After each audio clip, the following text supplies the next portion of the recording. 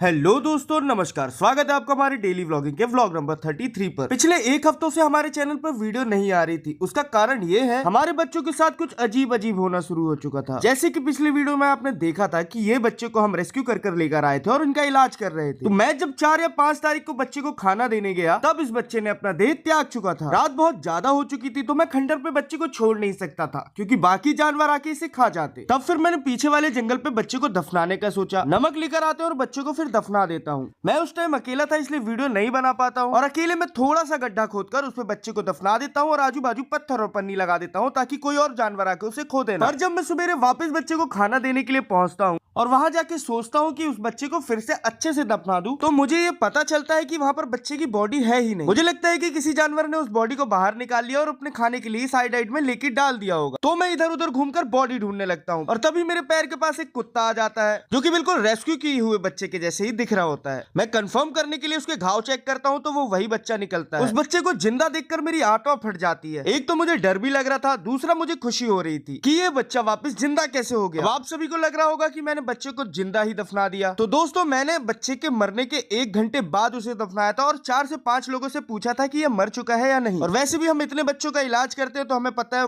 Dog मर चुका है या नहीं मर चुका है। फिर हम उस डॉग को वापस लाते हैं और खंडर पे रखते हैं, उसका दोबारा इलाज करते हैं। इस गहन दुख से निकलते ही हमें एक और दुख मिल जाता है। हमारे पास जो 2 बच्चे थे, उसमें से जो हमारी बच्ची थी, उसका कार एक्सीडेंट हो जाता है और उसकी वहां पर ही तत्काल मौत हो जाती है, क्योंकि रोड साइड के सब्जी वालों ने बच्चों को बाहर ले जाना शुरू कर दिया। फिर हम इकलौते बच्चे को और डुग्गू को लेकर अपने घर आ जाते हैं, ताकि अब यह हमारे साथ ही रहे। वहीं मम्मी पापा पहुंच जाते हैं बॉम्बे हमारे रिलेटिव की शादी अटेंड करने। आपने वो कहावत तो सुनी होगी, कोरोना की बीमारी मिले मगर बिहारी न मिले। मैं इस बात का पूरी तरह से खंडन करता हूँ, परंतु कुछ अजीब पद्धति के लोग, जो कि बिहार से ही है, वो बिहार का नाम खराब करने पे लगे हैं, जिनकी वजह से मोस्ट ऑफ द बिहारी को भी सफर करना पड़ता है। अब जैसे कि आप इस ट्रेन में देख सकते हैं, यहाँ पर जिस प्रकार की भीड़ है, क्या आपको लगता है कि इन सभी का रिजर्वेशन होगा? जबकि हमारे पापा मम्मी बहन और चाचा ने 1 महीने पहले से ही रिजर्वेशन करवा चुका है। और भीड़ तो भीड़, इन्होंने एक झूला बनाकर उसमें बच्चे भी बैठा दिए। खैर, ट्रेन का सफर होता है पूरा। उसके बाद मम्मी पापा पहुंच जाते हैं शिरडी दर्शन के लिए। शाम को करते हैं शानदार व्यू को कैप्चर। उसके बाद सुबह टेम्पो से पहुंच जाते हैं लॉज की तरफ। शिरडी और नासिक की एक बात बहुत अच्छी है कि यहाँ पर जनता के पैसों को जनता की भलाई के लिए ही लगाया जाता है। शिरडी में 5 रुपए में भरपेट खाना और 2 रुपए पे चाय मिल जाती है, और रहने वगैरह को तो 1 रुपए भी नहीं लगते हैं। वहाँ पर मम्मी पापा ले लेते हैं एक बहुत सुंदर सा लॉज, और सच में यहाँ पर 1000 से ज्यादा रूम्स की सुविधाएं हैं। फिर लेते हैं प्रसाद भगवान साईनाथ को चढ़ाने के लिए, और उनके दर्शन करके निकल चलते हैं शनिदेव के दर्शन के लिए। वहीं हमें दिखती है कुछ विलुप्त चीजें, जो कि आज के कलयुग पे भी कुछ लोगों द्वारा संभाली गई है। जैसे कि इस बैल की मदद से यह व्यक्ति जो गन्ने का जूस निकाल रहा है। यह चीज विलुप्त इसलिए है क्योंकि आज के समय में लोगों ने बैलों को फेंक दिया है बाहर सड़ने और कटने के लिए। खैर, वीडियो बहुत लंबी हो गई है। Do like and subscribe. मिलते हैं नेक्स्ट वीडियो।